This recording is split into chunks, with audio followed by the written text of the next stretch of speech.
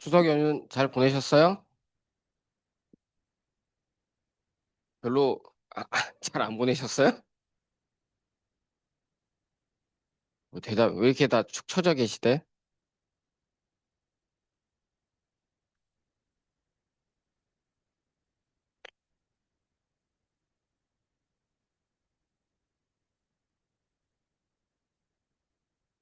어 저희가 다다음 주 토요일 날 중간고사죠? 그렇죠? 네, 다다음 주 토요일 날 중간고사고 아마 다음 주 화요일이 휴강을 해야 되긴 할 것 같아요. 제가 학회 참석을 어떻게 좀 빼보려고 했는데 그게 좀 안 돼서 아직 픽스는 안 됐지만 하게 되면 제가 공지사항으로 다시 올려드릴게요. 대신 그 바로 그 전에 강의 동영상을 올려드리도록 하겠습니다. 그리고 필요하면 시험 전에 제가 여러분이 좀 풀어봤으면 좋겠다는 것들을 근데 중간고사 때는 별로 그런 게 많이 없어서 제가 문제를 한번 내보고 여러분이 좀 미리 좀 한번 봤으면 좋겠다는 문제가 있으면 프랙티컬 퀘스천이라고 해서 올려드리도록 하겠습니다. 그리고 시험 전까지는 관련해서 저한테 질문을 주셔도 돼요. 편하게 질문을 주셔도 되긴 하는데 제가 23일 날 출국을 해야 돼서 만약 저한테 이제 오프라인으로 이제 질문을 하셔야 되면 그 전에 저랑 약속을 잡아서 오셔야 되고 그 외에 메일로 질문을 하시거나 하는 거는 시험 전날까지는 상관없습니다. 시험 전날까지는 상관이 없고 근데 제가 한국 시간으로 23일 오전부터 한 음, 24일 날 오전까지는 아마 비행기에 있을 거라 그때는 아마 답을 못 해드릴 거고 그 외에는 답변을 드리도록 하겠습니다. 그리고 뭐 그러니까 바로 지난 시간 그 강의 동영상 녹화가 안 됐잖아요. 근데 어떤 몇 분께서 그 녹음해 두신 게 있어서 그거는 제가 올려드리도록 하겠습니다. 녹음본은 올려드릴게요. 자, 저희가 지금 이제 스케줄링 보고 있어요. 스케줄링을 보고 있고, 지난 시간에 이제 스케줄링이라고 하는 것이 뭐냐? 그러니까 스케줄링도 여러 가지가 있는데, 뭐 롱텀도 있고, 미드텀도 있고, 숏텀도 있고, 뭐 이렇게 이름이 여러 개 있지만, 우리는 일단 뭐 신경 쓰지 말고, 숏텀만 볼 거예요. 즉, 레디 큐에 있는 잡들 중에서 다음, 바로 넥스트에 수행될 것이 무엇인지를 결정하는 그 스케줄링만 볼 겁니다. 그리고 저희가 스케줄링에서 우리가 어떤 스케줄링이 더 좋냐, 나쁘냐, 뭐 이런 걸 판단하기 위한 크라이테리아에 대해서 봤어요. 주로 성능 쪽이었죠. 그래서 턴어라운드 타임, 리스판스 타임 이런 것들을 봤고, 그다음 페어니스에 대해서도 잠깐 얘기를 했습니다.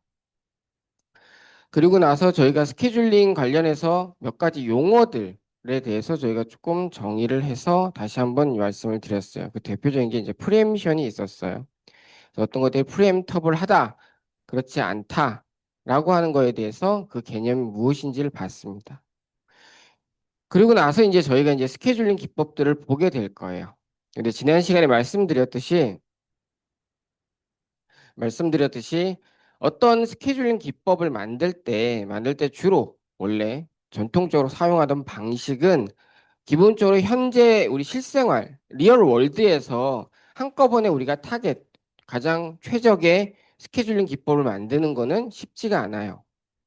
고려해야 될 게 많이 있기 때문에. 그래서 일반적으로 어떤 스케줄링 기법을 만든다고 할 때는 현재의 상황을 굉장히 단순화시킨 다음에 어떤 가장 심플한 형태의 기법을 보고 그다음에 그 과정을 하나씩 지워가면서 그러면 이걸 지웠을 땐 얘는 어떻게 바뀌어야 되지? 무엇이 보충돼야 되지? 이런 식으로 넥스트의 스케줄링 기법들을 만들어 갑니다. 그래서 그 완성도를 높여가는 작업을 통해서 우리가 목표하는 스케줄링 기법을 결정하게 됩니다. 그래서 저희가 지난 시간에 5개의 가정을 했습니다. 첫 번째가 보면 시스템에 있는 모든 잡들은 동일한 런타임을 갖고 있다. 그 다음에 두 번째가 모든 잡들은 우리 시스템에 동시에 들어오고, 그 다음에 우리 잡에는 IO가 없이 오로지 CPU 버스트한 워크로드인 거고, 그 다음에 각각의 잡들의 런타임은 이미 우리가 알고 있다. 그리고 다섯 번째가 현재 수행 중인 잡은 중간에 끊기지 않는다. 즉, non preemptive 하다라는 가정을 가졌습니다. 그래서 이 가정을 두고 저희가 첫 번째는 이제 여러 가지 그 성능 매출액이 있지만 그 중에 턴어라운드 타임 관점에서 즉 어떤 잡이 시작이 돼서 완료될 때까지 얼마의 시간이 소요가 되느냐라고 하는 턴어라운드 타임 관점에서 우리가 스케줄링 기법들을 한 번씩 보도록 할게요. 처음에 보는 우리가 봐야 될 스케줄링은 되게 이거 나중에 보시면 알겠지만 되게 다 단순하거든요. 처음엔 여러분들 익히 잘 아는 피포예요. First in, first out 또는 first come, first service. 그래서 FCFS라고도 불립니다. 요거는 이제 가장 먼저 오는 것부터 먼저 수행을 하는 가장 심플한 기법이에요. 그래서 A라는 잡이 있고 B라는 잡이 있고 C라는 잡이 있어요. 우리가 가정은 A, B, C가 시스템에 동시에 들어왔다라는 가정을 하고 있잖아요. 근데 그렇다고 해서 A, B, C를 동시에 수행할 수는 없으니까 이때는 A를 B보다는 먼저 B를 C보다는 먼저 수행한다라고 가정을 할게요. 그래서 A가 수행됐고요. B가 수행됐고 그다음 C가 수행이 됐어요. 그럼 A의 런타임이 지금 보면 10초. 10초고 B가 10초, C가 10초예요.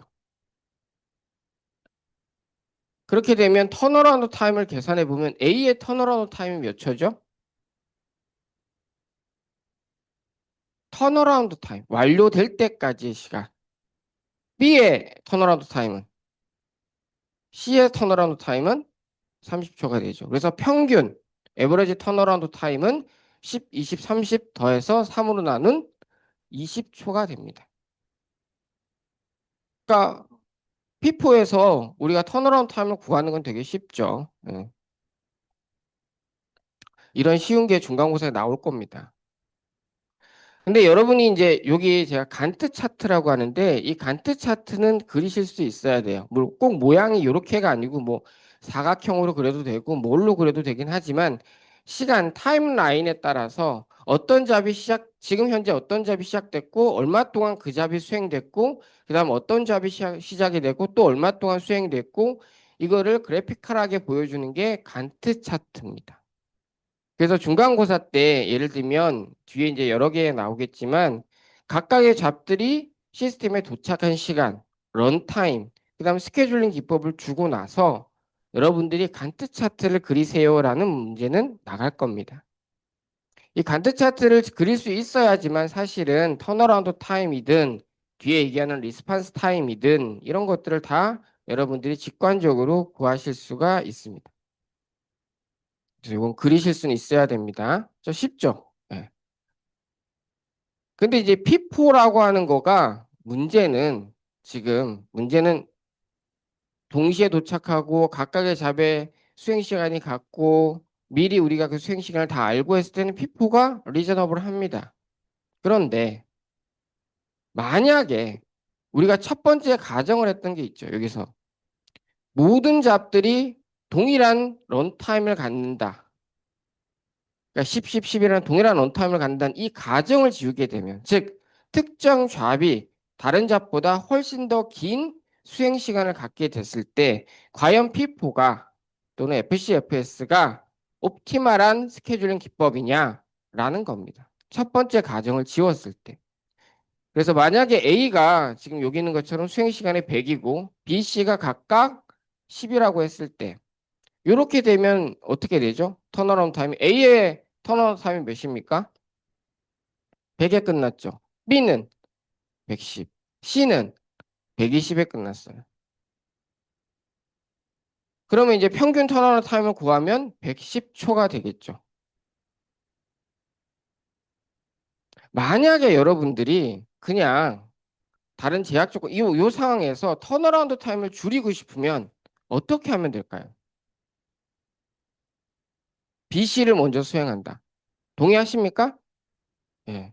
뒤에 보시면 아시겠지만 그게 솔루션이에요. 여러분이 조금만 일찍 조금은 아니죠. 몇십 년만 일찍 태어나셨으면 여러분의 이름을 딴 스케줄링 기법을 만드실 수도 있었겠죠. 이런 식으로 피포 같은 경우가 첫 번째 가정, 우리가 모든 잡들이 수행하는 시간, 모든 잡들의 런타임이 동일하다는 가정이 깨지면 피포는 더 이상 옵티멀하지 않아요. 즉, 만약 긴 수행 시간을 갖고 있는 잡이 먼저 수행되게 되면 뒤에 있는 잡들은 각각의 수행 시간이 짧더라도 앞에 긴 수행 시간을 갖고 있는 잡이 끝나기 전까지는 계속 대기를 해야 되죠. 그래서 뒤에 실제 B와 C는 런타임이 10초임에도 불구하고 턴어라운드 타임이 앞에 긴 수행 시간을 갖고 있는 A라는 잡 때문에 턴어라운드 타임이 110, 120이 되게 되는 겁니다. 이런 식으로 뭔가 수행 시간이 굉장히 긴 잡이 앞에 먼저 수행됨에 따라서 수행 시간이 짧은 다른 잡들의 완료가 뒤로 밀리는 현상을 우리는 컨보이 이펙트라고 부릅니다. 그래서 콤보 이펙트는 짧은 프로세스가 긴 프로세스 뒤에 있음으로 인해서 스톡되는, 즉 굉장히 완료가 뒤로 밀리는 현상을 의미합니다.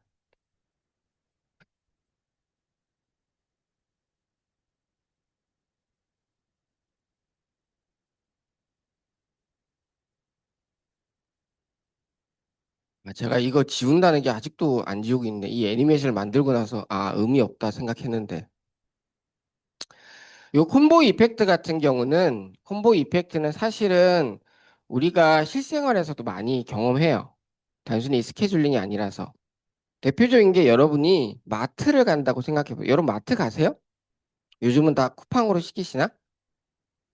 저 마트 가는 거 되게 좋아하거든요. 이렇게 카터 끌고 이제 막 돌아다니면서 이제 시식 먹고 막 이게 꼭 그러면 약간 불필요한 걸 사게 되긴 하죠. 눈에 띄니까. 그게 뭐 마트의 마케팅 방식이긴 한데 마트를 가서 저희가 이렇게 몇 개를 산 다음에 이제 계산대에 오죠.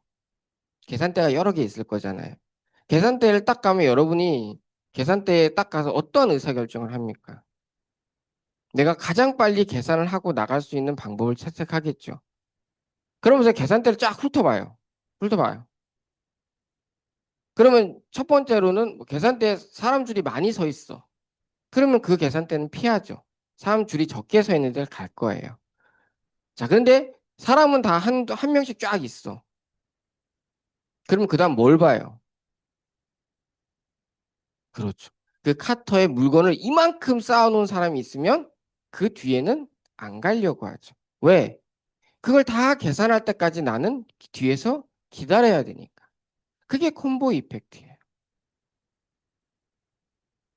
그래서 이런 콤보 이펙트로 인해서 우리가 첫 번째 가정, 모든 잡들이 동일한 수행 시간을 갖는다는 가정을 지우고 났을 때는 피포 또는 FCFS라는 스케줄링은 콤보 이펙트로 인해서 더 이상 최적, 옵티멀한 스케줄링 기법이 될 수 없게 되는 겁니다. 그래서 두 번째, 뭐 여러분이 보시기 전에 이미 대답을 하셨지만 두 번째 하는 방식이 그러면 이 세 개가 동시에 왔을 때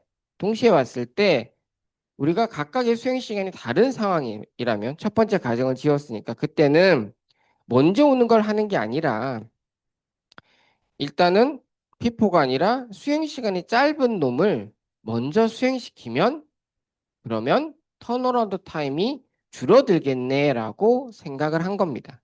그래서 수행 시간이 짧은 놈, 쇼티스트 잡, 가장 수행 시간이 짧은 놈을 먼저 수행한다. first. 그래서 SJF라고 하는 스케줄링 기법을 생각한 겁니다.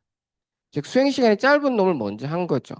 그래서 수행 시간이 짧은 놈을 먼저 수행하면 여기 보시는 것처럼 B는 턴어라운드 타임이 10, C는 턴어라운드 타임이 20, 그 다음에 A는 턴어라운드 타임이 120이 돼서 평균 턴어라운드 타임은 50이 됩니다.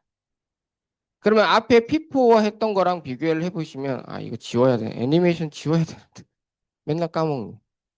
피포에 비해서 턴어라운드 타임이 50% 가까이 50%는 아니지만 줄어들게 되는 거죠. 그래서 SJF가 우리가 가정했던 5개의 가정 중에 하나, 모든 잡들의 수행 시간이 동일하다는 가정을 깼을 때는 P4는 콤보 이펙트로 인해서 옵티멀하지 않고 SJF가 턴어라운드 타임이라는 관점에서 옵티멀하다라고 얘기할 수 있습니다. 여기까지는 동의하세요? 어렵지 않죠? 자, 그런데 우리가 두 번째 가정도 한번 지어봤어요. 자, SJF가 첫 번째 가정을 지었을 때 SJF가 P4에 비해서 턴어라운드 타임이 옵티멀해. 오케이, 알겠어. 자, 그럼 두 번째 가정을 지었을 때도 한번 보자는 거죠. 두 번째 가정이라고 하는 것은 모든 잡들이 동시에 우리 시스템에 도착한다라는 겁니다. 자, 예를 한번 지어볼게요. 예를 이렇게 싹 지어보면, 자, A, B, C가 동시에 들어오지 않아요. 그럼 만약에 수행 시간이 긴 A가 먼저 도착했어요. 시스템 뭐 타임 제로에 먼저 들어왔어요. 그리고 나서 B와 C가 들어왔어요. 뭐 타임 여기서 뭐 10초에 들어왔다고 할게요. B와 C가 10초에 들어왔어요. 그러면 우리가 쇼티스트 잡 퍼스트, 즉 수행 시간이 짧은 놈을 먼저 수행하고 싶은데 시스템에 먼저 A가 들어와 있어 버렸어. 그럼 어쩔 수 없죠. 우리는 A를 우리는 끊을 수가 없잖아요. 왜? 우리 가정은 넌 프리엠티브 하니까. 넌 프리엠티브한 가정이 있기 때문에 B와 C가 들어왔어. A가 먼저 들어오면 A가 끝날 때까지 기다렸다가 B와 C를 수행해야 돼. 그렇게 되면 결국에는 우리가 콤보 이펙트를 피하고 싶어서 SJF를 했지만 만약 수행 시간이 몸 상태가 아주 메롱메롱해서 목이 확 감겨 있어요. 그, 전 추석 때 이제 막 이제 가족들이랑 보고 이제 다 보다가 마지막에 이제 와이프가 눈에 이게 뭐지? 검은 실이 이렇게 보인대요. 그래가지고 뭐지 하고 검색을 해봤더니 비문증이라 그러더라고요. 그게. 아, 그렇구나 해서 이제 금요일 날 이제 그 저희 딸내미가 저를 닮아서 헤어가 좀 많아요. 몸에. 그래서 설득을 해서 자, 제모를 하자. 겨드랑이. 맨날 제 면도기 갖고 하니까 제모를 하면서 그럼 넌 그때 안과 가라. 그래서 저는 그때 잠깐 이제 부모님 모시고 병원을 갈 일이 있어서 갔다가 왔더니 이제 뭐 레이저 시술을 했대요.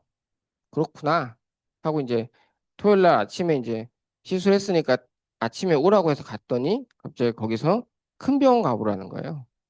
망막이 다 찢어졌다고. 치료가 안 된다고 레이저로.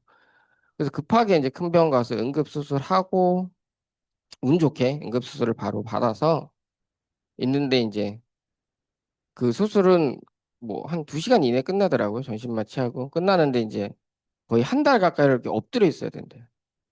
이걸 이제 있어도 항상 이러고 있어야 된대. 이게 이렇게 밑으로. 그래서 이제 입원실에 들어가서 있는데 이제 엎드려 있으니까 잠을 못 자잖아요. 사람이 엎드려 있으면. 그리고 이제 계속 이제 콧물도 나오고 계속 엎드려 있으니까. 그러니까 저도 같이 있다가 한 이틀을 잠을 못 잤어요. 잠을 못 자고 원래 어제 이제 오전에 퇴원하고 퇴원시키고 저는 바로 이제 내려왔거든요. 어제 수업이 있어서 내려왔더니 저도 계속 잠을 못 잤더니 상태가 좀 메롱메롱합니다. 눈도 저도 막 눈이 아프고 그래서 안경을 끼고 이제 목도 이상하게 감겨 있고 이런 거네. 어디까지 얘기했죠? 어. 지금 아무튼 B와 C가 A를 이제 중간에 끊을 수가 없으니까 결국 이렇게 되면 우리가 SJF를 선택을 하더라도 SJF를 이제 우리 스케줄링 기법으로 쓰더라도 먼저 도착한 긴 프로세스에 의해서 B와 C의 수행이 뒤로 밀리게 되죠. 그래서 SJF를 쓰더라도 동시에 시스템에 도착하지 않았을 때, 즉 긴 수행 시간을 갖는 A가 먼저 도착하게 되면 만약 B, C가 10초에 도착했다 하더라도 A가 끝난 다음에 B와 C가 수행돼야 되잖아요. 그래서 턴어라운드 타임을 하면 A는 똑같이 100이 되고 B는 10초에 도착해서 110초에 끝났으니까 100이 그 턴어라운드 타임이 되고 C는 10초에 도착해서 120초에 끝났으니까 110초가 턴어라운드 타임이 됩니다. 그래서 평균 턴어라운드 타임을 계산을 하게 되면 103.3333 이렇게 나오죠. 그러면 원래 저희 P4 했을 때 110이었잖아요. 그거랑 별 개선 효과가 없죠. 이렇게 돼버리면. 그렇죠? 만약 제가 시험에 뭐 이런 식의 문제를 내면 여러분이 103.3333 계산 안 하시고 3분의 이게 뭐야? 300, 310 이렇게 쓰셔도 문제 없어요. 네. 단 3분의 310을 쓰시면 틀립니다.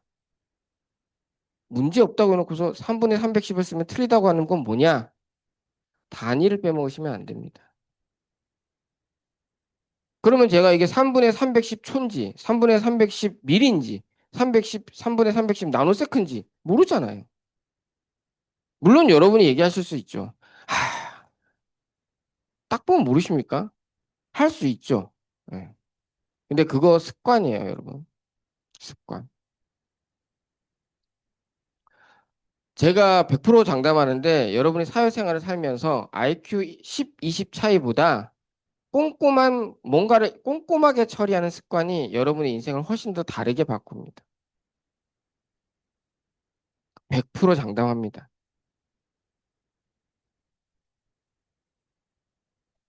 그러니까 그런 연습은 뭐 이런 단위 같은 것도 연습이죠. 단위 안 쓰면 틀립니다. 그러면 만약 여러분이 자, 이 상황을 봤을 때 이 문제를 해결하려면 그럼 어떻게 하면 될까요? 프레미션을 추가하면 된다. 또 다른, 다 동의하세요? 만약 B가 C가 들어왔을 때 프레미션을 추가한다는 거는 B와 C가 들어왔을 때 A를 멈추고 B, C를 먼저 수행한다는 얘기인 거죠. 그쵸? 네. 그래서 그 다음 걸 보시면 프리엠션을 추가하게 됩니다. 별로 어렵지 않죠? 네. 별로 어렵지 않죠. 그래서 프리엠티브한 SJF에 프리엠션을 추가를 하게 됩니다. 프리엠션을. 자, 그러면 프리엠션을 추가를 하게 되면 어떻게 되느냐? 자, A가 수행 중이다가 10초에 B와 C가 들어왔어요. B와 C가 들어오면 자, 이때 A의 수행 시간은 총 원래 100초, B의 수행 시간은 10초, C의 수행 시간은 10초. 그러니까 B와 C를 먼저 수행시켜야지 해서 B와 C를 먼저 수행시키는 거죠. 단 여기서 아니다. 하고 잠깐 말씀드릴게요. 자, 이렇게 수행을 시키는 거죠. 그러면 이렇게 수행을 시키게 되면 턴어라운드 타임 관점에서 보면 A는 0초에 들어왔고 끝나는 건 120초에 끝나죠. 왜냐면 얘가 10초, 10초를 먹어주니까. 그래서 120이 되는 거고 B는 10초에 들어와서 20초에 끝나니까 턴어라운드 타임이 10. C는 10초에 들어와서 30초에 끝나니까 턴어라운드 타임이 20 해서 총 에버리지 턴어라운드 타임은 다시 50초가 되는 거죠. 그래서 그 옵티멀한 SJF와 동일한 턴어라운드 타임을 갖게 됩니다.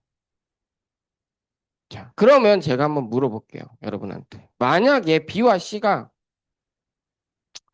자, 이렇게 있는데 A가 이렇게 수행 중이었어요. A가 수행 중이었다가 95초가 됐어요. 원래 이게 5초면 끝나는 거죠. 여기에 B와 C가 들어왔어요. 그러면 어떻게 하면 될까요?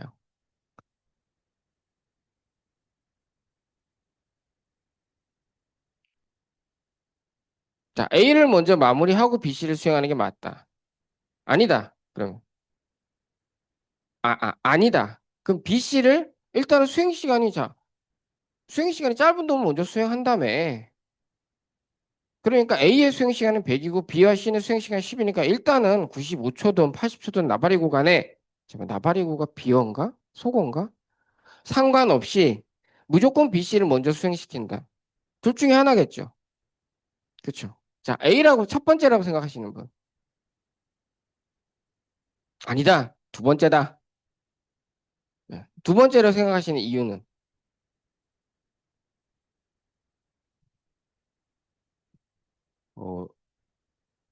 수행 시간 짧은 그 작업들 먼저 수행을 했을 때 전체 시간이 더 적으니까.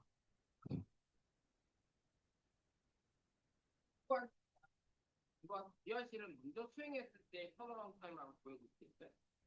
자, 우리 한 실제 한번 보여볼게요. 이거 시험 문제 내볼까? 자, 96%가 됐을 때 B와 C를 먼저 수행하는 것과 A를 마치고 B와 C를 수행하는 거에 턴어라운드 타임 한번 보여줄게요. 하고 계세요.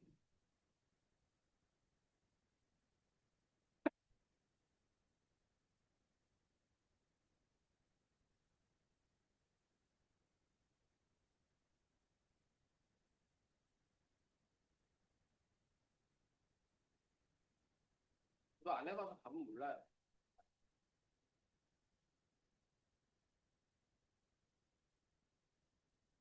해보셨어요? 그럼 첫 번째부터 한번 볼까요? 만약에 95초에 들어왔어요. 그죠? 95초에 들어왔지만 A를 끝내고 B와 C를 수행했을 때 자, A의 턴어라운드 타임은 몇이에요? 그러면 100 아니 95초에 왔는데 BC가 들어왔는데 그자 A를 다 끝내고 100초라는 A의 시행시간을 다 끝내고 BC를 수행할 때 위에 이어서 그럼 A의 턴어라운드 타임은 몇이에요? 100이죠. B는 B는 몇이에요? 15. C는 그러면 평균 턴어라운드 타임은 몇이에요? 네? 첫 번째 케이스가 3분의 140이래요. 맞아요? 그럼 두 번째는 내가 여기에 끊었어. 바로 B를 먼저 수행했어요. 그리고 끝나고 나서 A가 나머지 거가 수행되겠죠. 계산해 보셨어요? 네. 그럴 때 몇이 나와요? A의 턴아웃 타임은 120, A 10, 20, 3분의 150. 뭐도 먼저 수행하는. 괜찮아요. 그러니까 그 틀렸다고 얘기하는 게 아니에요. 이걸 해보면 기억이 확실하게 남거든. 저도 안 해봤어요. 당연히 그럴 거라고 생각했어. 근데 해보니까 진짜 차이가 나네요. 그래서 지금 하고 있는 게 보면 쇼티스트 그러니까 SAF에 프리엠티브를 넣은 이 기법의 이름을 보시면 쇼티스트 타임 투 컴플리션 퍼스트예요. 이 의미는 뭐냐? 지금 뭔가 의사결정을 해야 되는 예를 들면 95초에 딱 왔을 때 쇼티스트 타임 투 컴플리션 완료될 때까지의 시간이 제일 짧은 놈을 먼저 수행한다는 의미예요. 그냥 수행 시간 전체가 짧은 놈을 먼저 수행하는 게 아니라 그 시점에 새로운 잡 BC가 들어온 그 시점에서 딱 봤을 때 자, 이 시점에서 각각의 잡들이 완료되려면 얼마의 시간이 필요해? 이걸 보는 거죠. 그리고 나서 완료될 때까지의 시간이 제일 짧은 놈을 먼저 수행하겠다는 거예요. 그래서 예를 들면 지금 10초에 왔을 때는 얘는 A는 완료되려면 90초가 필요하잖아요. B와 C는 각각 10초가 필요한 거잖아요. 그러니까 BC를 먼저 수행하는 거죠. 하지만 95초에 만약 B와 C가 들어왔으면 A는 끝나려면 몇 초가 있으면 돼요? 5초면 되죠. B와 C는 10초잖아요. 그럴 때는 A가 타임 투 컴플리션 끝 완료될 때까지의 시간이 더 짧은 거죠. 그러니까 A를 먼저 수행한다는 겁니다. 이해되세요? 네. 그래서 STCF는 새로운 잡이 들어왔을 때 우리가 완료될 때까지의 시간이 가장 짧은 놈을 계산해서 그러니까 각각 완료될 때까지의 시간을 다 계산해서 그 완료될 때 시간이 가장 짧은 놈을 먼저 수행한다라는 겁니다. 이게 STCF예요. 어렵지 않죠? 그렇죠? 예. 별거 없습니다. 예. 운영 체제가 그냥 여러분이 개념만 보실 때는 크게 어려운 개념이 없어요. 컴퓨터 공학이 뭐 수학이 뭐 엄청 들어가는 것도 없고 하니까. 네. 근데 그 개념 대신에 이유나 이런 개념들을 여러분이 정확하게 이해해 두시는 게 필요합니다. 그래서 요 세 번째, 프리엠티브하지 않다, 넌 프리엠티브하다라는 걸 이제 얘를 싹 지우게 되는 겁니다. 자, 그러면 이제 두 개가 남죠. 그러니까 모든 잡들은 only CPU에만 필요 IO를 쓰지 않는다는 것과 우리는 각각의 잡들의 런타임을 미리 알고 있다라는 두 가지의 가정만 남습니다. 근데 지금 여기서 3번은 우리가 이미 사실은 답을 알고 있어요. 3번은 우리가 이미 했어요. 언제? 멀티 프로그래밍 배치 시스템을 할 때. 그래서 뒤에를 보시면 요 뒤에 걸 먼저 좀 보여드릴게요. 아이고, 요걸 먼저. 예를 들면 요거예요. CPU랑 디스크 IO가 있다고 치면 IO가 있으면 IO가 발생하면 CPU는 잠깐 멈추고 IO를 수행하고 CPU가 멈추고 IO를 수행하는 동안에 이 CPU는 다른 잡을 수행하는 이런 방식을 쓰고 있죠. 우리가 이미 멀티 프로그래밍 배치 시스템에서 봤어요. 즉 IO를 수행할 때 CPU가 다른 잡을 수행하면 되니까 IO가 있다고 했을 때 기존의 스케줄링 기법과 기법에 영향을 주지 않는다라는 거죠. 만약에 IO를 수행하는 동안에도 CPU가 계속 그 IO를 대기해야 된다라고 하면 문제가 발생하겠지만 IO를 처리한 동안에 CPU는 다른 잡을 처리하기 때문에 IO가 발생하는 것은 다른 CPU 스케줄링 기법에 영향을 주지 않는다라는 겁니다. 이건 심플해요. 심플하게 지울 수가 있습니다. 그런데 실제 여기서 가장 어려운 게 뭐냐면 4번이에요. 우리가 시스템에 새로운 잡이 들어왔을 때 이 잡이 얼마의 런타임을 가질지를 미리 알고 있다. 우리는 다 알고 있다. 이거를 지우기가 가장 어렵습니다. 저게 왜 어렵냐? 저거는 결국 미래를 미리 알고 있어야 된다라는 거예요. 잡이 이 시스템에 들어와서 수행도 안 했는데 얘가 수행 시간이 얼마인지를 내가 미리 알고 있어야 돼. 과거를 미리 아는 게 아니라 미래를 내가 아는 거죠. 즉 미래를 예측해야 되기 때문에 4번을 지우는 게 어렵고 그래서 이 4번 때문에 지금까지도 사실은 어떻게 하면 이 들어오는 잡들의 실제 수행 시간을 어떻게 하면 더 정확하게 예측할지에 대한 이론들이나 방법론들이 아직도 연구가 되고 있습니다. 물론 지금 이제 러프하게는 들어가 있어요. 나중에 여러분이 8장에서 배우는 MLFQ라고 하는 거에서 하게 되긴 합니다만 여러분이 사실 나중에 여러분이 뭐 저희 컴퓨터 공학을 하던 다른 공학을 하건 아니면 다른 뭔가 마케팅이든 금융이든 유통이든 제조업이든 뭐를 하건 간에 여러분이 어떤 업무를 하던 간에 한 번은 맞닥뜨리게 되는 게 뭐냐? 여러분이 어느 정도 위치에 올라갔을 때 맞닥뜨리게 되는 게 뭐냐면 미래를 예측하라는 겁니다. 예를 들면 야 내년도에 어느 정도의 판매가 있을지 예측해봐. 내년도 어느 정도의 뭐 생산량이 있을지 예측해봐. 내년에 다른 기업들은 어떻게 될지 예측해봐. 내년에 시장 상황이 어떻게 될지 예측해봐. 다 있겠죠. 미래를 예측한다는 게 사실은 중요하면서도 굉장히 어렵습니다. 미래를 예측하는 가장 쉬운 방법이 뭘까요? 실제 많이 사용하는 방법. 여러분이 통계를 배우셨으면 통계에서는 많이 하셨을 겁니다. 응? 했던 걸 바탕으로. 예를 들어 볼게요, 제가. 여기 두 학생이 계세요. 두 학생 모두 이제 다 출석을 잘 하십니다만. 오늘 출석을 딱 했어요. 이 두 학생이. 근데 이 학생은 계속 결석하다가 이번 수업에 처음 들어왔어. 예를 든 겁니다. 그렇다는 얘기가 아니고. 이 학생은 단 한 번도 결석 없이 수업에 빠짐없이 참석을 했어요. 자, 그리고 나서 제가 여러분한테 묻죠. 다음 수업에, 다음 수업에 이 두 학생 중에 누가 더 수업에 참석할 확률이 높습니까? 물으면 여러분은 어떻게 대답을 하시죠? 이제까지 꾸준히 참석했던 학생이 높다라고 얘기를 하시겠죠. 일반적으로는. 만약 여러분이 그런 거 있잖아요. 약속 잡아요, 약속. 친구들과 약속을 잡아요. 그럼 친구들 중에 이런 친구 한 명 있죠. 매번 약속 시간을 어기고 나타나는 친구가 있죠. 그러면 그 친구랑 또 다른, 여럿이 약속할 때 뭐라고 해요? 아, 얘는 아마 늦을 거야. 라고 얘기를 할 거잖아요. 얘 왜? 얘는 매번 늦었으니까.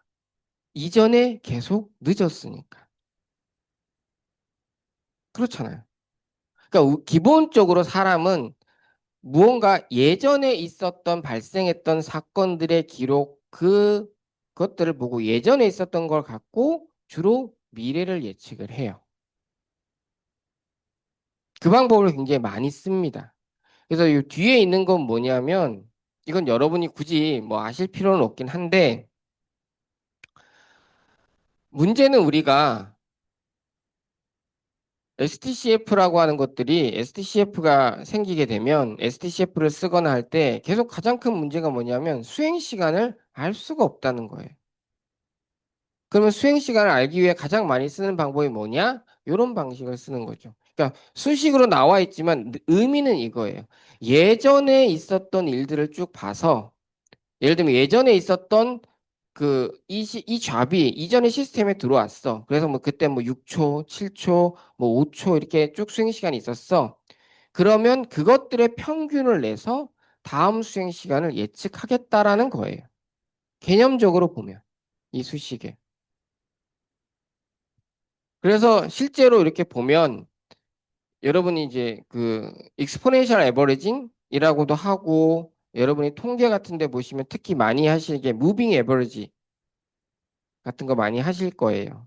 여러분한테 제가 통계를 꼭 확률과 통계를 꼭 따로 시간을 내서 공부를 하셔라라는 말씀을 드리는 이유가 통계라는 게 우리가 뭐 어떤 일이 발생할지 안 할지 보고 데이터를 처리하고 하는 부분도 있어요.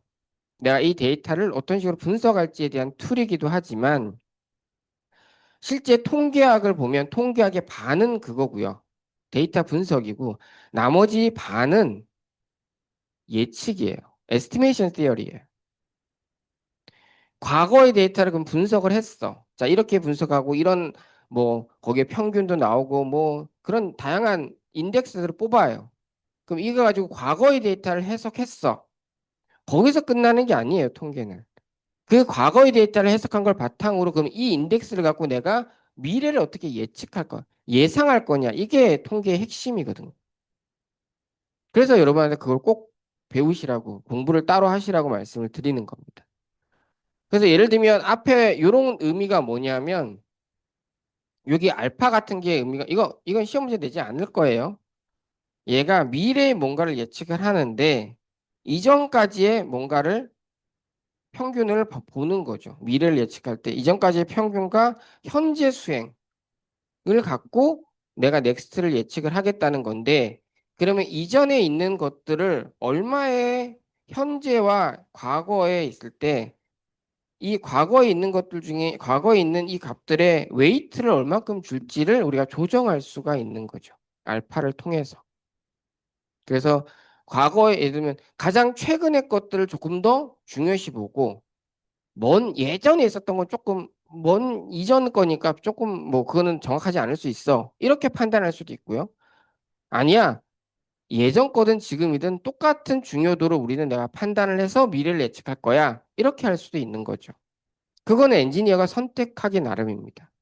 꽤 많이 사용하는 방법은 가능한 최근에 일어났던 뭐 이 잡이 들어왔을 때 최근에는 뭐 7초, 6초, 7초, 6초 이랬는데 3년 전에 걸 보니까 얘는 그때는 20초, 30초 이랬어. 그러면 3년 전에 거는 3년 전에 얘가 보여줬던 런타임은 아주 예전이니까 얘는 중요치 않아.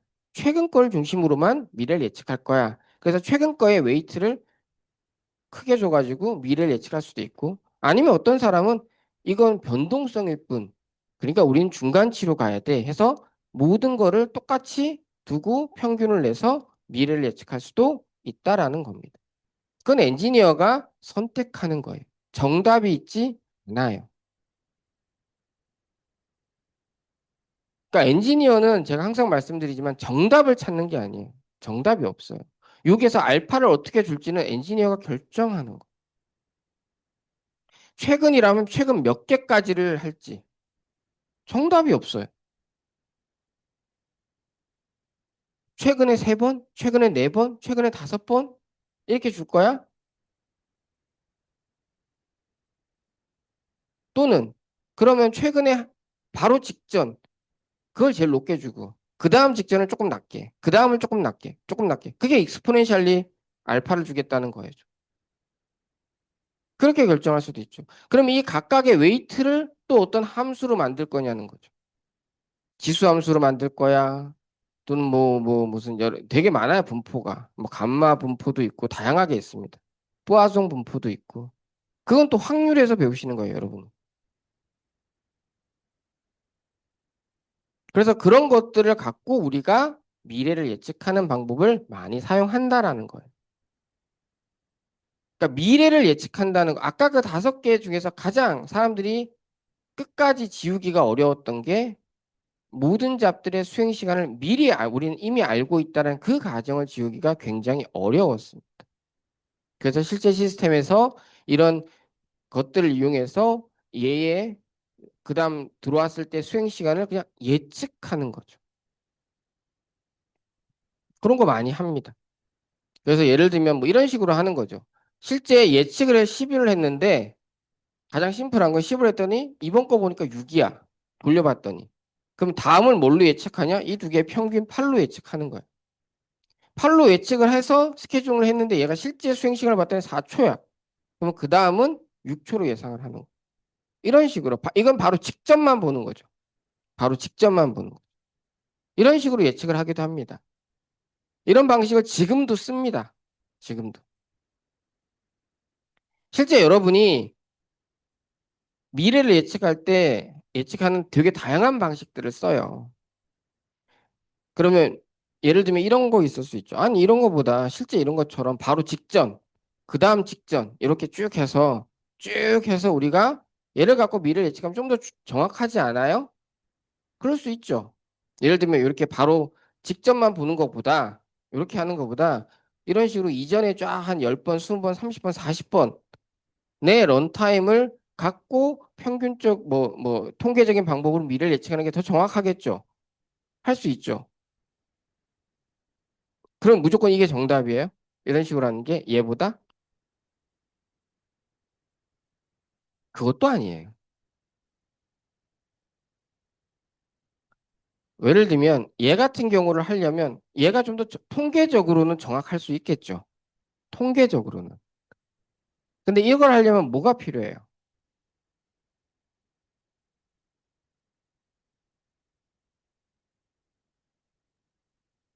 네? 그렇죠. 예전에 있었던 것들을 다 갖고 있어야 되죠. 예전에 제가 20살인가 21살 때 이 영화가 되게 유행했었어요. 나는 네가 지난 여름에 한 일을 알고 있다. 공포 영화거든. 이전에 얘가 어땠는지에 대한 기록을 다 갖고 있어야 돼. 얘는 바로 직전 거 하나만 갖고 있으면 되죠. 우리는 그냥 여러분들이 알고리즘이나 이런 데서 뭘 하면 아 이게 제일 좋아. 이게 제일 좋아. 이런 게 나오잖아요. 실제는 그게 제일 좋다는 보장을 할 수가 없어요. 왜? 예를 들면 이렇게 해야 돼. 내가 이렇게 바로 직전만 했을 때랑 이렇게 했을 때랑 정말 어느 정도 정확도의 차이가 있는지도 분석을 해야 되죠. 그럼 그 정확도의 차이가 내가 이만큼의 데이터를 계속 유지 관리하는 그 비용 대비 그 정확도가 내가 그걸 해서 얻는 그 정확도의 베네핏이 더 컸을 때만 이걸 쓸 수 있는 거예요. 굳이 이만큼 다 갖고 있어서 정확도가 얘의 정확도가 예를 들면 뭐 80%야. 근데 내가 바로 직전 것만 갖고 있을 때 정확도가 한 70%야. 그러면 굳이? 근데 내가 이걸 다 갖고 있으려면 그만큼의 메모리가 필요하죠. 그럼 그 메모리를 유지하는 데 드는 비용. 지금은 잡 하나지만 잡이 시스템에 하나만 있다는 보장이 있어요? 수십 개, 수백 개가 오면 그거에 대한 모든 이력을 다 갖고 있어야 되잖아요. 그럼 그 메모리를 유지하는 비용은 그걸 고민해야 되는 거죠. 또는 아예 이게 안 될 수도 있어요. 왜? 예를 들면 인베디드 시스템 같은 경우는 메모리가 굉장히 작죠. 아예 이전 것들을 갖고 있을 수 있는 그만큼의 메모리가 시스템에서는 허용되지 않는 경우도 있죠. 그럴 경우에는 그냥 이렇게 하나라도 이전 거라도 갖고 있을 수 있으면 대박인 거죠. 그러니까 어떤 상황이냐, 그리고 상대적으로 비용과 비용 편익 분석이라고 하죠. 내가 이걸 하기 위해서 투자해야 될 비용과 이걸 통해서 내가 얻는 편익을 비교해서 뭐가 더 큰지를 항상 판단할 수 있어야 돼요. 무조건 더 좋은 거 이런 거는 엔지니어링에 없어요. 그래서 엔지니어들은 항상 트레이드 오프 관계를 잘 봐야 돼요. 이 세상에 무조건 좋은 거 없다예요. 뭐 좋은 걸 하나를 내가 취하려면 비용을 무조건 치러야 돼요. 그러니까 이거가 좋아. 그래. 그러면 엔지니어는 그다음 무조건 생각해야 될 넥스트 스텝이 뭐냐? 자, 이렇게 하면 좋은데 이렇게 해서 내가 치러야 될 비용은 뭐지? 사이드 이펙은 뭐지? 이걸 바로 생각해야 돼요. 그러고 나서 이걸 구한 다음에 이 두 개를 정량적으로 비교할 수 있어야 돼. 그래야지만 의사결정을 할 수 있는 거예요. 의사결정을 하지 못하는 엔지니어는 아무런 의미가 없습니다. 아무런 의미가 없는 엔지니어. 물론 여러분이 제일 처음 회사를 가면 오더를 받죠. 이거 해 하면 그걸 열심히 수행하잖아요. 근데 평생 그것만 하는 거 아니잖아. 평생 사원 대리만 하는 거 아니잖아요. 위에 올라가면 결국 차이가 뭐냐? 여러분은 그 저 위에 이제 뭐 팀장들 얘네들이 노는 것처럼 보이지만 의사 결정을 하는 사람이고 그 의사 결정에 책임을 지는 사람이에요. 그래서 의사 결정을 정확히 할 수 있어야 돼요. 그래서 그런 것들을 지금 여러분이 이렇게 와닿지는 않으시겠지만 어, 꾸준히 그런 것들을 좀 생각하고 리마인딩 할 수 있었으면 좋겠습니다. 그래서 미래를 예측하는 게 어렵다는 거고 일단 미래를 예측하는 건 약간 뒤로 미루고요. 그다음 우리가 자 턴어라운드 타임 관점에서 피포랑 SJF랑 SDCF를 봤어요. 자 그러고 나서 우리는 그러면 성능 매치력을 좀 바꿔보자. 턴어라운드 타임이 아니라 리스판스 타임 관점에서 그럼 스케줄링 기법을 한번 봐보자라는 겁니다. 리스판스 타임은 턴어라운드 타임과 좀 다르게 턴어라운드 타임은 해당 잡이 수행돼서 완료될 때까지의 시간인 거고요.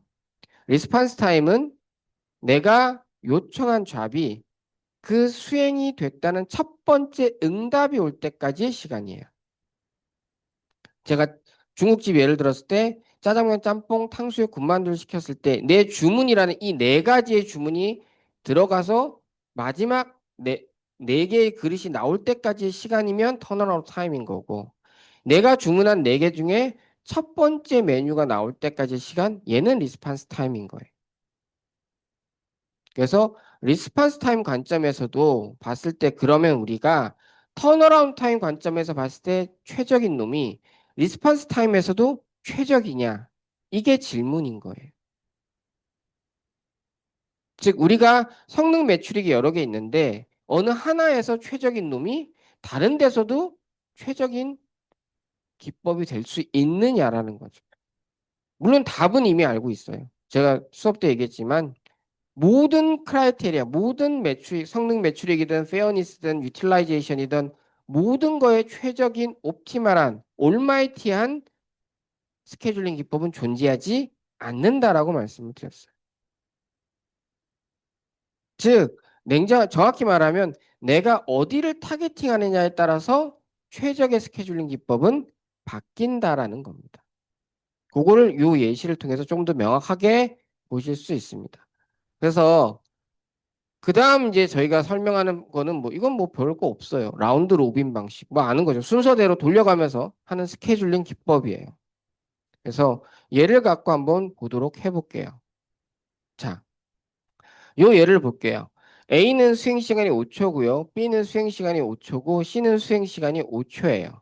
그래서 SJF 뭐 또는 SDCF 뭐로 했든지 간에 얘로 하게 되면 스윙 시간이 같아서 A, B, C를 했어요. 그러면 얘의 턴어라운드 타임은 어떻게 돼요? 첫 번째 턴어라운드 타임은 A의 턴어라운드 타임 몇이에요? 5초죠. B의 턴어라운드 타임은 C의 턴어라운드 타임은 그러면 평균 턴어라운드 타임 몇이에요? 그쵸. 자, 그런데 리스판스 타임을 볼게요. A의 리스판스 타임은 0초죠. 첫 번째 타임 0에서 A는 딱 실행을 해버렸잖아요. 우리가 스타트 눌렀을 때 뭐가 타라락 진행이 됐잖아요. 그러니까 A의 리스판스 타임이 0초예요. B의 리스판스 타임은 5초가 되고 C의 리스판스 타임은 10초. 그러면 평균 리스판스 타임은 5초가 되는 거죠. 자, 얘는 평균 5초고 리스판스 타임에는 T 턴어라운드 타임은 아까 전에 몇이었죠?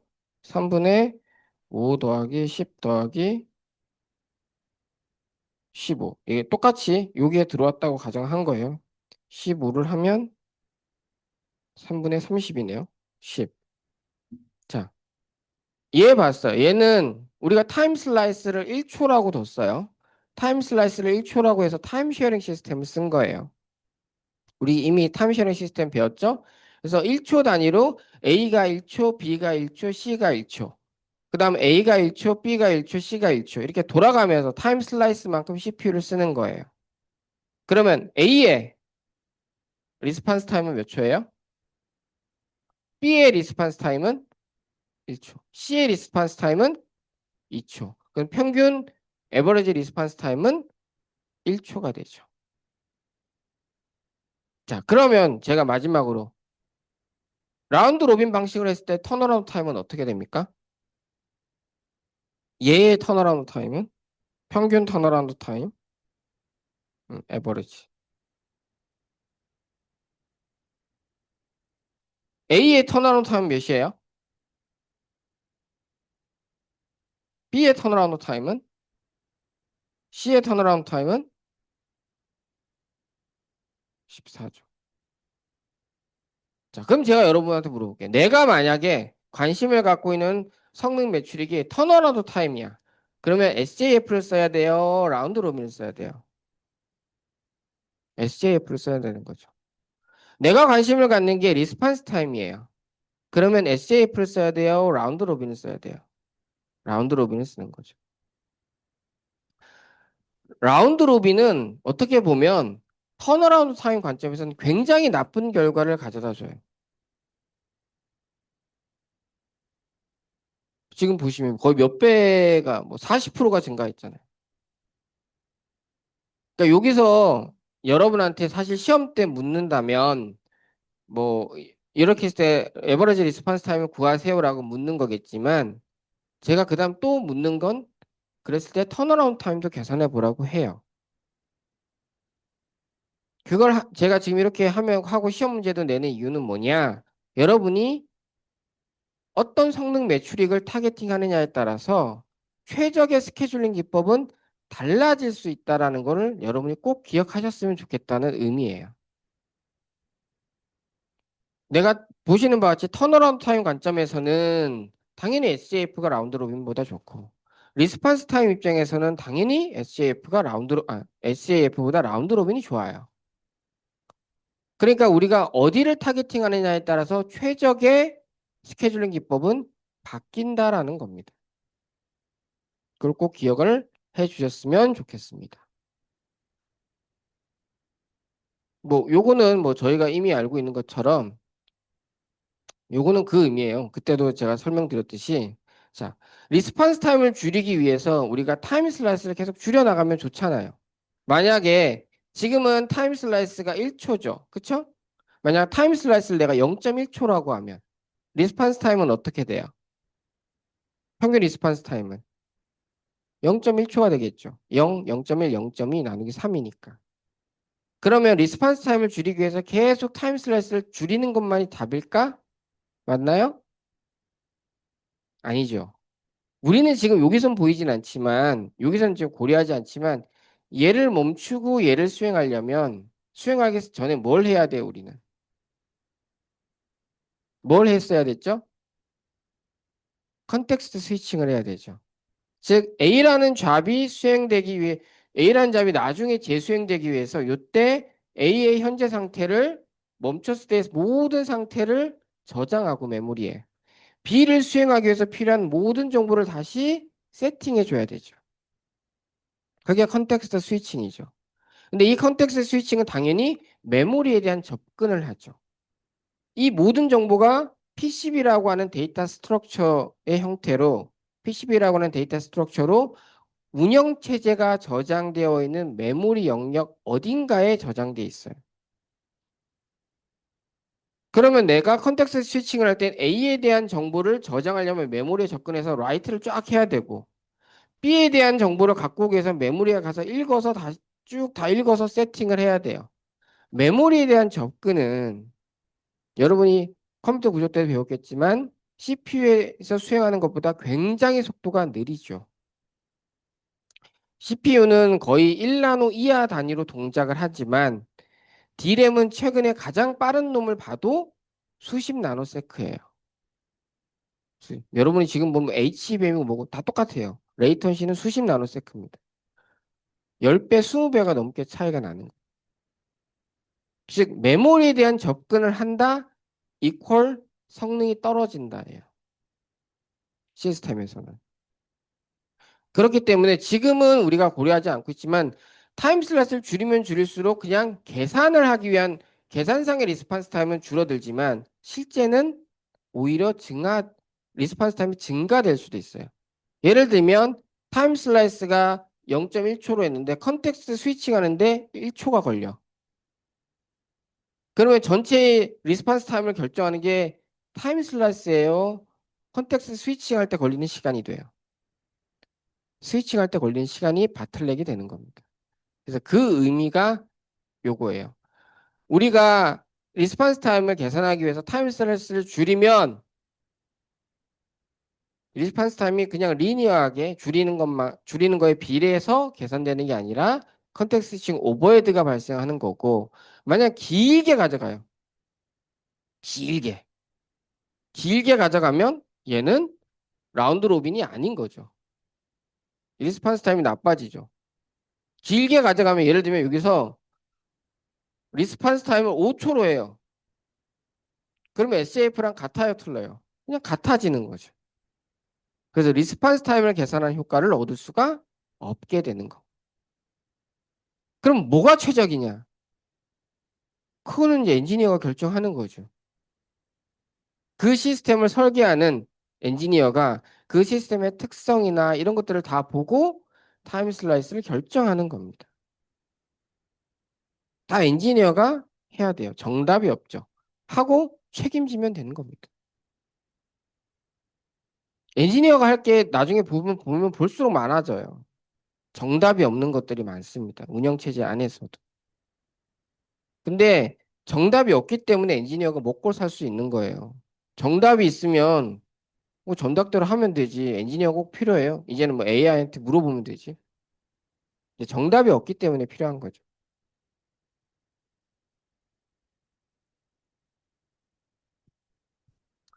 그리고 아이오는 제가 이미 얘기를 드렸던 부분입니다. 아이오는 오버래핑 시켜서 해결을 한다는 겁니다.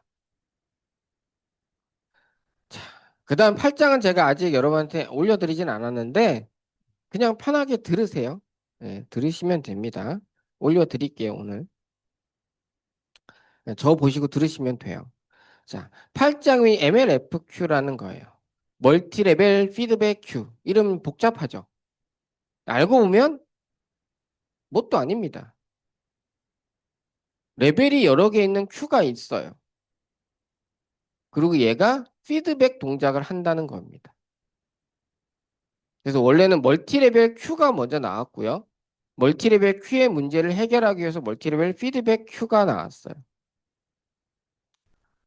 교재를 보면 그냥 이렇게 뚝뚝뚝뚝 뭐 설명이 되어 있는 게 많아서 다른 책들은 근데 이 멀티레벨 피드백 큐가 왜 8장에 있느냐 그리고 다른 저희 교재 말고 공룡 책이나 스털링 책이나 탄네바움 책에서도 멀티레벨 피드백 큐를 설명하는 데도 있고 안 하는 데도 있긴 한데 설명을 하면 보통 스케줄링 기법 뒤쪽에 놓는 이유가 앞에 얘기했던 이 멀티레벨 피드백 큐가 실제 추구하는 목표는 뭐냐면 내가 이 시스템에 들어온 잡들의 운영 실제 런타임을 모르더라도 아는 것처럼 동작시킬 수 있어요라는 게 이 멀티레벨 피드백 큐의 핵심입니다. 그냥 얘가 하늘에서 뚝 떨어진 게 아니에요. 내가 실제 뭐 이전의 것들을 기준으로 이 잡이 새로 시스템에 들어왔을 때 얘 수행 시간이 몇인지를 예측하고 이런 복잡한 거 하지 말자. 이거 안 해도 마치 우리가 알고 있는 것과 유사하게 동작시킬 수 있어. 라는 게 멀티레벨 피드백 큐의 핵심입니다. 그럼 어떻게 하냐? 그거 한번 보도록 해보죠. 뭐 여러분 Q가 뭔지는 알고 계시죠? 예, Q가 뭔지는 알고 계시니까 요거에 대해서는 뭐 크게 설명하지 않을게요. 그래서 멀티레벨 피드백 큐는 결국 이 4번을 지우고 싶은 거예요. 예. 4번을 지우는 방식은 내가 미리 어떻게든 예측할 수 있는 알고리즘을 쓰던 가 아니면 얘를 몰라도 상관이 없도록 하던가 둘 중에 하나인 거죠. 앞에 통계적으로 예측하고 하는 건 우리가 실제 값을 미리 예상해 보겠다는 거고 멀티레벨 피드큐는 일단 몰라도 돼. 계산할 필요 없어. 하지만 이 멀티레벨 피드백 큐에서 제공하는 방식대로 하면 아는 것과 비슷하게 동작시킬 수 있어라는 거예요. 그래서 멀티레벨 피드백 큐는 뭐냐? 5가지 룰이 있어요. 일단 큐가 여러 개 있어요. 처음에는 멀티레벨 큐라고 했죠. 그러니까 큐가 멀티레벨이에요. 근데 여기서 큐가 여러 개 있으면 그냥 멀티플 큐잖아요. 다수의 큐. 근데 멀티 레벨이에요. 이 말은 큐가 여러 개 있는데 큐가 서로 다른 레벨을 갖는다는, 계급을 갖는다는 거예요. 그럼 어떤 계급을 갖느냐? 우선순위라는 계급을 갖는 거예요. 즉, 어떤 큐는 우선순위가 높은 잡들이 들어가는 큐고, 어떤 큐는 우선순위가 저 뒤로 밀려 있는 잡들이 들어가는 큐라는 거예요. 그래서 그 우선순위에 따라서 서로 다른 큐에 들어간다는 겁니다. 그래서 예를 들면 큐가 저렇게 8개가 이렇게 있으면 뭐 여기서는 저희 교재는 큐의 숫자가 높은 게 하이 프라이어티로 되어 있긴 해요. 근데 일반적으로 나중에 이제 여러분이 그 프라이어티 기반의 스케줄링 기법을 보면 보통은 숫자가 낮은 놈을 하이 프라이어티를 높은 우선순위로 두는 교재가 많긴 한데 뭐 그건 중요하지 않죠. 예. 일단 저희 교재는 높은 쪽을 숫자가 큰 놈을 높은 큐로 우선순위가 높은 놈으로 봤어요.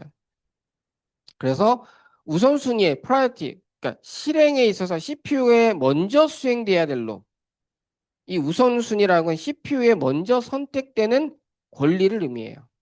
그거에 따라서 여러 개의 큐가 있다라는 거예요. 이게 멀티레벨 큐예요. 별거 없죠?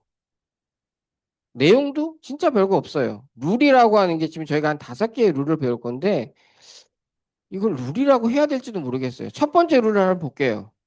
만약에 프라이어티가 높은 놈과 프라이어티가 낮은 놈이 있으면 뭘 먼저 수행해요? 뭘 먼저 수행할 것 같아요? 높은 놈을 수행한다. 이게 룰 1이에요. 이걸 룰이라고 해야 될지. 둘째, 두 개의 잡의 프라이어티가 같으면 그냥 아무거나 먼저 수행하는 거예요. 그리고 돌려가면서 라운드 로빈 방식으로 수행한다예요. 별거 없죠. 그냥 당연한 것 같죠. 그럼 예를 들면 여기서 프라이어티 우리 시스템에 그 여러 개 그 프라이어티를 갖고 있는 큐가 8개가 있는데 자, Q8에 A와 B의 잡이 있고 Q4에 C가 있고 Q1에 D가 있어요. 그러면 제일 먼저 수행되는 건 뭐예요?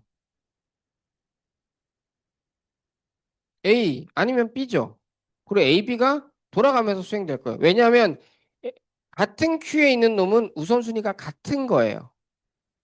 그러니까 A, B가 돌아가면서 수행될 거예요. 그럼 A, B가 끝나기 전에 C나 D가 수행될 수 있어요? 없어요. 무조건 우선순위가 높은 놈이 먼저 수행돼요. A와 B는 C와 D보다 우선순위가 높기 때문에 무조건 우선순위가 높은 놈을 수행하는 겁니다. A, B가 다 끝나면 C가 수행되는 거죠. C가 끝나야 D가 수행되는 겁니다. 이게 멀티레벨 큐예요. 별거 없죠. 네. 뭐 이런 걸. 그래서 제가 그림을 조금 더 이쁘게 그려봤어요. 그래서 레디 큐에 저 멀티레벨 큐는 다 레디 큐입니다. 레디 큐가 하나가 아니라 우선순위를 갖는 게 여러 개가 있는 거예요.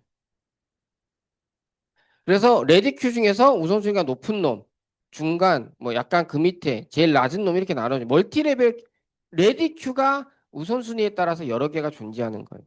그래서 제일 높은 놈 1, 2 레디 큐에 있는 놈, 그러니까 제일 높은 우선순위에 있는 우선순위에 레디 큐에 있는 놈 1, 2가 다 수행되고 끝나면 3, 4가 끝나면 5, 6이 끝나면 7, 8이 수행된다는 거예요. 즉 레디 큐를 우리가 하나가 아니라 우선순위에 따라서 여러 개를 두고 그래서 우선순위가 높은 큐에 있는 놈을 먼저 수행하는 거고요. 그 해당 큐에 있는 놈들은 동일한 우선순위를 가질 거잖아요. 그쵸? 걔네들은 라운드 로빈 방식으로 돌리겠다라는 겁니다. 이해되세요? 별거 없죠? 네. 그렇게 되는 겁니다. 그래서 자, 요 MLFQ를 하는데 자, 근데 문제는 여기서 또 하나가 있죠. 그러면 그 잡들의 우선순위를 어떻게 결정할 건데 이거죠. 얘가 들어왔어. 그럼 들어왔는데 이 잡을 우선순위를 어떻게 둘지 이게 고민이 되는 거예요. 그래서 그 우선순위를 결정하기 위해서 우리는 이런 거를 씁니다. 요 가정을 합니다. 만약에 요 잡들이 새로 잡들이 딱 들어왔을 때 얘가 CPU도 사용하고 IO도 사용하고 이런 걸 반복적으로 사용하는 잡이야. 그러면 요 잡들은 우리가 인터랙티브한 잡이야라고 판단할 거예요. 인터랙티브한 잡이 뭐냐면 사용자랑 계속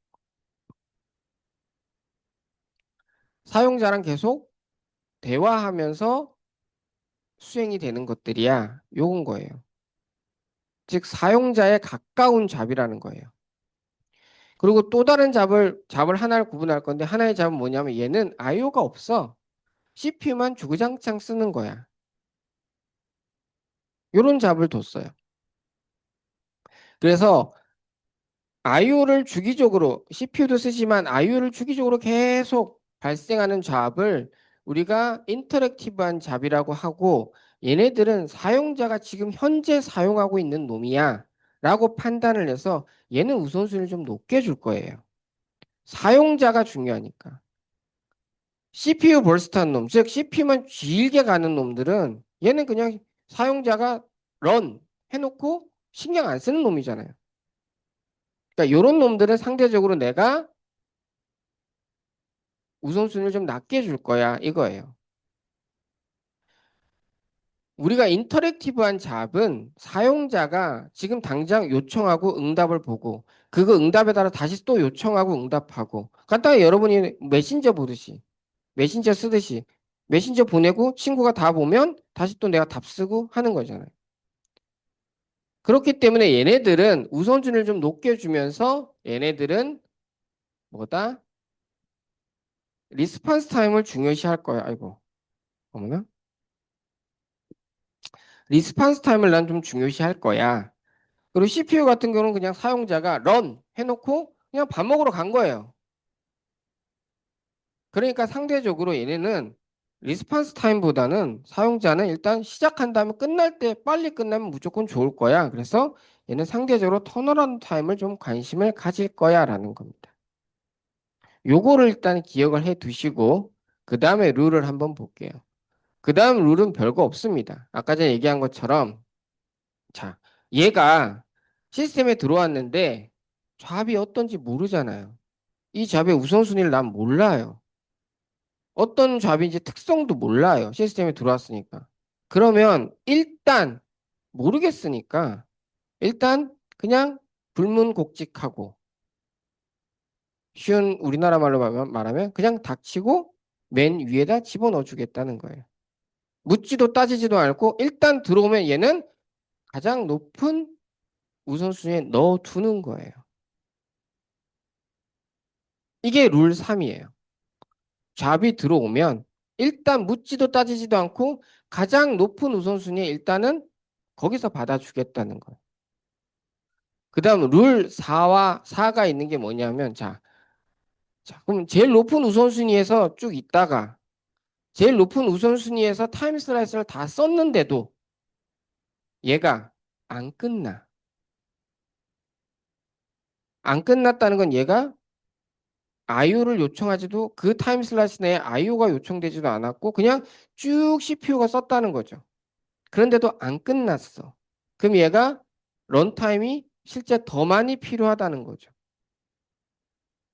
이해가 되세요? 예를 보여드릴게요. 자, 요 얘인가? 아, 요. Q1이 들어왔어요. 아니, 어떤 잡이 들어왔어. 요까지만 할게요. 잡이 들어왔어요. 잡이 들어왔는데 제일 처음에 Q가 3개 있다고 쳐요. 3개 있는데 잡이 들어왔어. 들어왔는데 여기 딱 집어넣었어요. 얘는 타임 슬라이스가 10초고요. 얘도 10초고 얘는 뭐 300초예요. 긴 놈이에요. 근데 실제 이 잡의 런타임이 예를 들면 250초라고 200 아니 20초라고 할게요. 그러면 일단 왔는데 우리는 잡이 얘가 220초의 런타임이 필요한 IO도 전혀 발생시키지 않고 쭉 CPU만 쓰는 놈인지 몰라요. 일단 들어오면 Q2에 집어넣어요. Q2에 집어넣는데 타임 슬라이스 10초 동안 얘가 아직 안 끝났어요. 어라? 만약에 얘가 인터랙티브한 잡이라면 CPU를 잠깐 쓰고 바로 IO를 요청을 했겠죠. 근데 얘는 IO 요청도 안 하고 그냥 Q2에서 그 10초라고 하는 타임 슬라이스 그냥 다 썼어요. 근데 안 끝났어. 그러면 얘는 얘 인터랙티브한 놈이 아닌 것 같네? CPU 벌스트한 놈인 것 같네? 그렇게 예상을 하고 다음으로 내려요. 내려서 다시 또 타임 슬라이스 10초 동안 있어 봤는데 그래도 얘가 안 끝났어. 이게 뭐지? 굉장히 긴 시간을 요구하는 놈이구나 해서 얘는 다시 또 밑으로 내려보내는 거예요. 그게 룰 4에 해당하는 겁니다. 일단 룰 3은 뭐냐? 처음에 들어오면 무조건 제일 높은 우선순위에 넣어줘. 왜? 모르니까. 그러고 나서 보는 거예요. 놓고 나서 보는 거예요. 놓고 나서 봤더니 제일 높은 우선순위에서 그 해당 타임 슬라이스 동안에 안 끝났어. 너 안 끝났니? 얘가 만약 인터랙티브한 잡이었으면 CPU를 잠깐 쓰고 IO를 요청했을 텐데 너 IO를 요청하면 얘가 끝난 거잖아요. 다른 걸 수행하면 되는 거잖아. IO 동안에. 근데 얘는 IO도 요청 안 하고 쭉 갔어. 타임 슬라이스 끝까지. 뭐지? 너는 인터랙티브한 잡이 아닌갑다. 너 잠깐 밑으로 내려가. 내려 보내는 거예요. 내렸는데도 또 얘가 안 끝나. 그럼 또 내리는 거예요. 안 끝나. 내리는 거예요. 계속 내려가는 거예요. 제일 낮은 놈까지. 근데 만약에 내가 여기를 제일 처음에 넣었어. 안 끝났어? 내려보냈어. 내려보냈는데 여기서는 끝나고 IO를 요청했어. 그럼 너는 여기에 그냥 있어. 이렇게 되는 거예요. 내가 해당 Q마다 나중에 말씀드리겠지만 해당 Q마다 타임 슬라이스를 둬요. 그 타임 슬라이스 동안에 이 잡이 끝나면 얘는 그 큐에 머물 수 있는 자격을 갖는 거예요. 근데 그 타임 슬라이스 내에 안 끝나면 얘는 밑으로 내려가는 거예요. 그게 룰 3, 4가 되는 겁니다. 컨셉은 이해되세요? 네. 그러면 다음 시간에 이어서 MLFQ를 진행하도록 하겠습니다. 수고하셨습니다.